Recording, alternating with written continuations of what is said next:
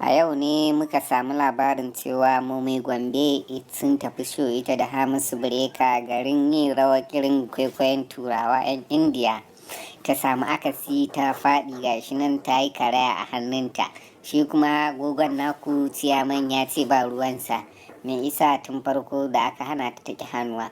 Wannan jarida kuna sauraron ta ne kai tsaye daga Arewa Record. Idan kun domin samun cikakkun labarai ku biyo mu a YouTube ɗinmu mai suna Arewa Record. Kada ku manta da liking da subscribing. Mun gode. Mummy Gombe idan baki iya rawa ba, ki ce a koya miki yafi sauki. Shi Hamisu Breaker da yake da suna Breaker, dama an samu breaker da kakkarewa kenan broken.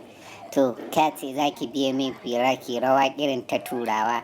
Abu ne kin san da ba zai yiwu ba. Muna fatan masu kwaikwayon irin wannan shari kada ku ƙara maimaita irin na Mummy Gombe, saboda gashi da yanzu Mummy Gombe na kwance a gida kuma Hamisu ciyaman ya iya taimako mata da kayayyakin da take nema na mura rayuwa. Daman halayyar yan fim ce, kana gama amfaninka an ajiye ka daga gefe sai kuma in ka ƙara ɗagowa. To, kai yanzu Sarki Alunu ba mu san me za ka ce akan wannan batun ba. Za dai muna nan muna jiran ka mu ji kai me za ka faɗa balanta